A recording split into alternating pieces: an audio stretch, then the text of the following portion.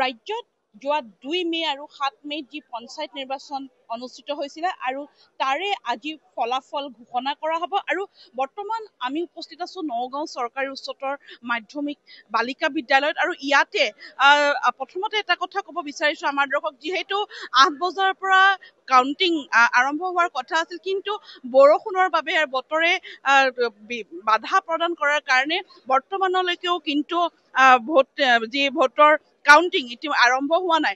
ইতিমধ্যে কাউণ্টিং এজেণ্টসমূহ যি নগাঁও চৰকাৰী উচ্চতৰ মাধ্যমিক বালিকা বিদ্যালয়ৰ যিসমূহ কাউণ্টিং ৰুম আছে ইতিমধ্যে প্ৰৱেশ কৰিছে, তালৈ প্ৰৱেশ কৰা দেখা পোৱা গৈছে। আৰু ইতিমধ্যে কেমেৰা সহযোগীয়ে ইয়াৰ পৰিৱেশ দেখুৱাই আছে।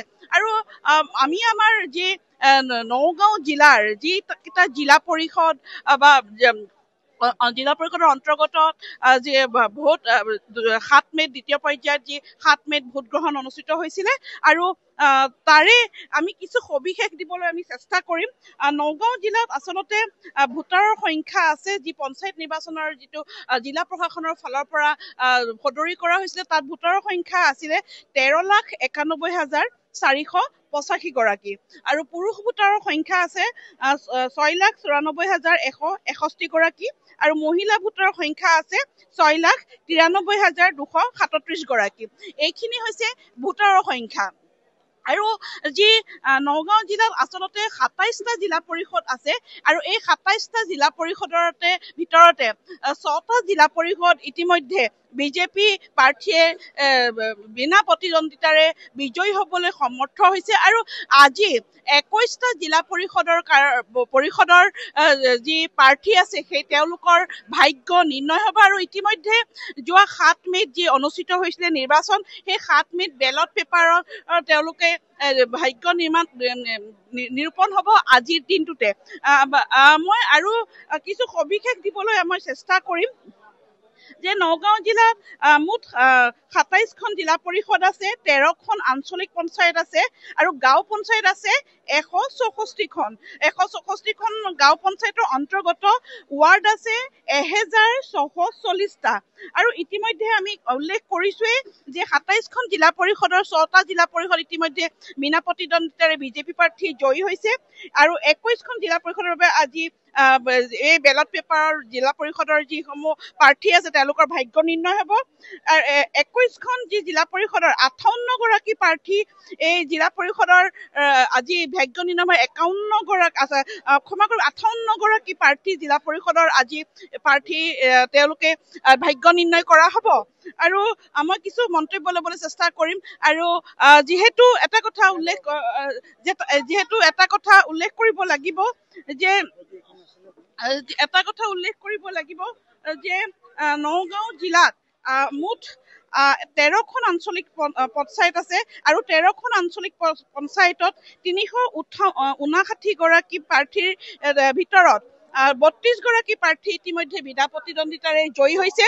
কেমেৰা সহযোগীয়ে পৰিৱেশ দেখুৱাইছে, আৰু সম্ভৱ যদি হয় আমি মন্তব্য ল'বলৈ চেষ্টা কৰিম। আৰু যি আঞ্চলিক পঞ্চায়তৰ প্ৰাৰ্থী আজি 327 গৰাকী প্ৰাৰ্থীৰ ভাগ্য নিৰ্ণয় কৰা হ'ব। আৰু ইফালে 164খন গাঁও পঞ্চায়তৰ অন্তৰ্গত যি 1,640টা ৱাৰ্ড আছিলে, সেই ৱাৰ্ডত 3,983 গৰাকী প্ৰাৰ্থী অৱতীৰ্ণ হৈছিলে। আৰু তাৰে ভিতৰতে 229টা ৱাৰ্ড বিজেপি প্ৰাৰ্থী ইতিমধ্যে বিনা প্ৰতিদ্বন্দ্বিতাৰে জয়ী হৈছে। কিন্তু আজি 3,754 গৰাকী প্ৰাৰ্থী ভাগ্য নিৰ্ণয় কৰা হ'ব বেলট পেপাৰত। আৰু কেমেৰা সহযোগীয়ে পৰিৱেশ দেখুৱাই আছে, এয়া নগাঁও চৰকাৰী উচ্চতৰ মাধ্যমিক বালিকা বিদ্যালয়ৰ যি পৰিৱেশ। ইতিমধ্যে কৈছোৱেই যে বৰষুণৰ কাৰণে কিছু বাধা পথালি হোৱাৰ বাবে কাউণ্টিং ইতিমধ্যে কিছু পলম হৈছে। আৰু মই যি নগাঁও চৰকাৰী উচ্চতৰ মাধ্যমিক বালিকা বিদ্যালয়ৰ যিটো ষ্ট্ৰং ৰুম আছে, ইয়াত 7টাকৈ জিলা পৰিষদৰ ইয়াত ভোট কাউণ্টিং হ'ব। আৰু এই জিলা পৰিষদ কেইটা হৈছে ব্ৰহ্মপুৰ, যমুনামুখ, কঠীয়াতলী, পুৰণি গুদাম, ভূটাইপাথৰি, কাছমাৰী আৰু উৰিয়া গাঁও। ইয়াত 7টাকৈ এই যিটো নগাঁও চৰকাৰী উচ্চতৰ মাধ্যমিক বালিকা বিদ্যালয়, ইয়াত 7টা জিলা পৰিষদৰ অন্তৰ্গত ভোট কাউণ্টিং হ'ব। আৰু যিটো আন এটা যিটো ষ্ট্ৰং ৰুম চৰকাৰী নগাঁও চৰকাৰী উচ্চতৰ মাধ্যমিক বালক বিদ্যালয়, তাতো কেইবাটাও জিলা পৰিষদৰ কাৰণে ষ্ট্ৰং ৰুম স্থাপন কৰা হৈছে। গতিকে হয়তো কিছু পলম হ'লেও সম্ভৱতঃ আৰম্ভ আৰু খুব কম সময়ৰ ভিতৰতে কাউণ্টিং আৰম্ভ হ'ব।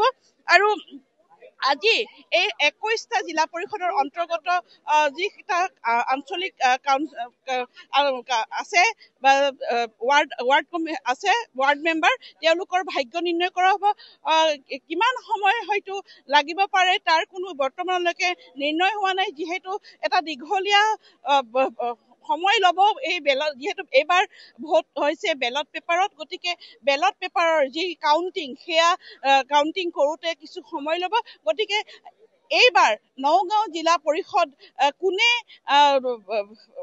কোনে দখল কৰিব, সেয়া আমি অপেক্ষা কৰিব লাগিব। আৰু ভোট যি কাউণ্টিং আৰম্ভ হ'ব আৰু কিছু সময়ৰ পিছতে আমি তাৰো সবিশেষ দেখুৱাবলৈ আমাৰ দৰ্শকক চেষ্টা কৰিম।